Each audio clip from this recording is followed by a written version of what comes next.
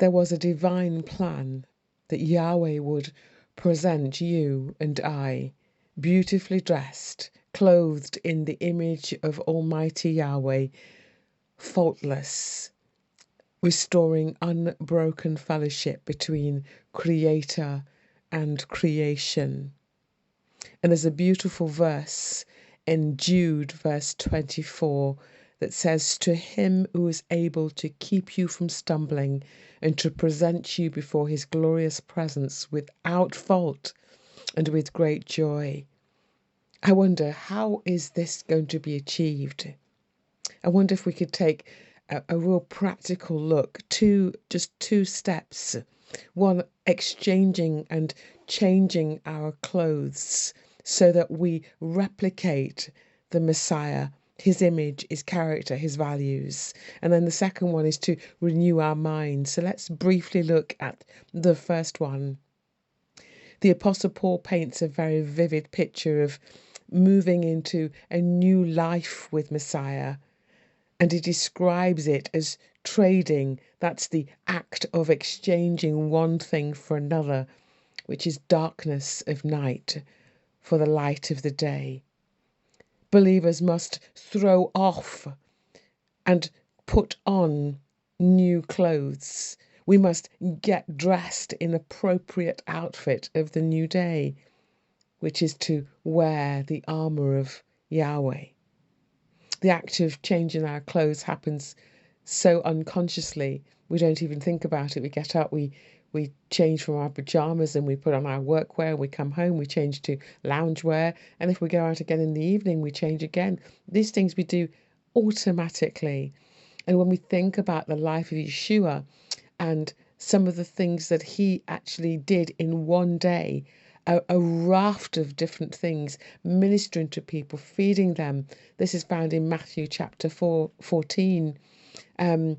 Just after he'd heard the news that his cousin was killed, he died. And he didn't even have a moment to himself, and yet he was ministering and helping the people. It's his image that was changing and adapting and adjusting to any given situation, but always remaining and maintaining the light, living in the light. The Bible asks followers of Yeshua to change their clothing. They're to take off the clothes of the old life, the flesh, and put on new ones that have been provided, which reflect the new image.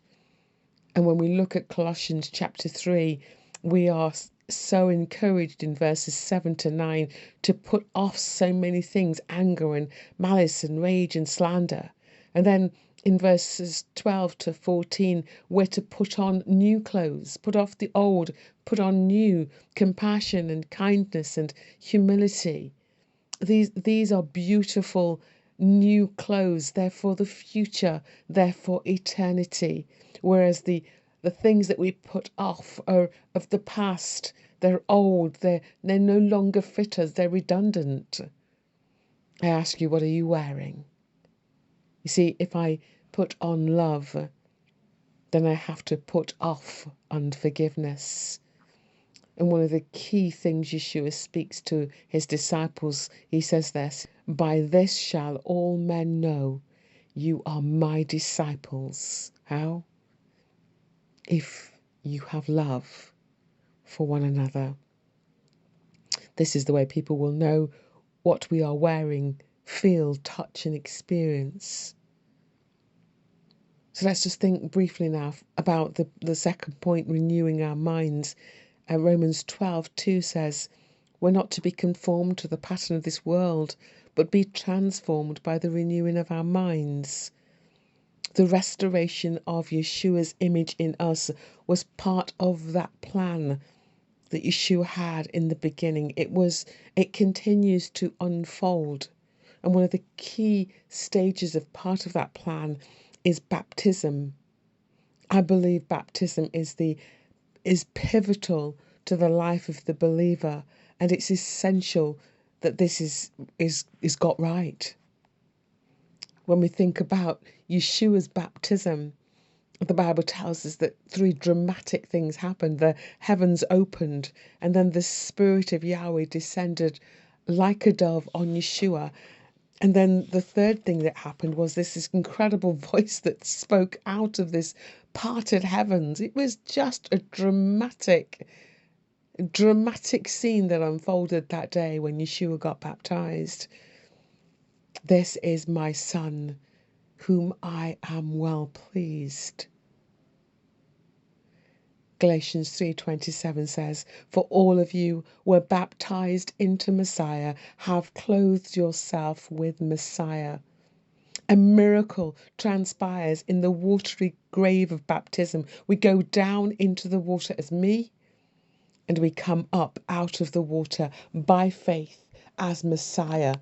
I ask you, is this possible? I say yes, it is possible. And then the second key stage that unfolds is another process. It's a process of change, minute by minute, hour by hour, being converted into his image, which means a change of mindset. We are encouraged in 2 Corinthians 10 verse 5 to take captive every thought to make it obedient to Yeshua. I want to say every belief that is in contradiction to Yahweh's word, we as believers must treat as hostile, because we're in a spiritual battle, and the battle is won or lost in the mind. So what should we do? We need to take responsibility for the things we put in our mind, the things we watch on the TV, the books we read, etc. We need to recognize that we are in a battle. And if you think about the mind being like a conveyor belt, fleeting thoughts come in, land on the conveyor belt, and travel along the conveyor belt. But because they are of no real threat, they just go off the conveyor belt and out of our minds. But other thoughts come into our minds like serious temptation, and they linger on the conveyor belt.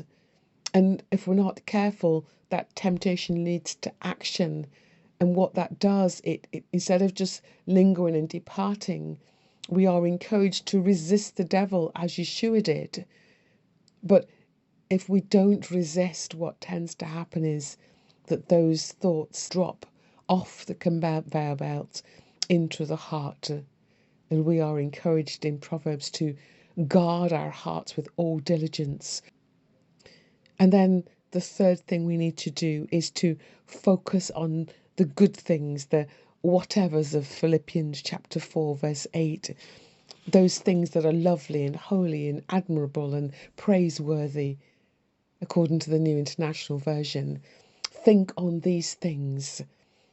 And then we are encouraged also to set our minds on things not of this earth, but things that are above, in Colossians 3:2.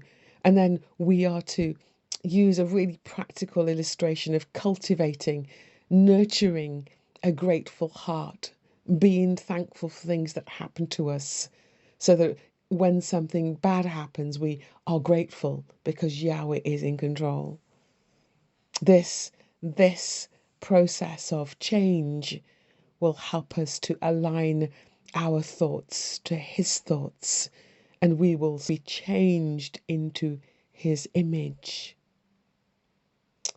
And as I close now, the Apostle John reminds us, beloved, now we are children of Yahweh, and it has not yet been revealed what we shall be, but we know that when he is revealed, we shall be like him.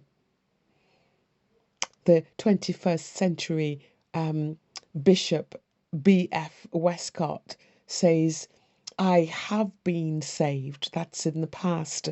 I am being saved, that's current. And we hope by Yahweh's grace that I shall be saved in the future.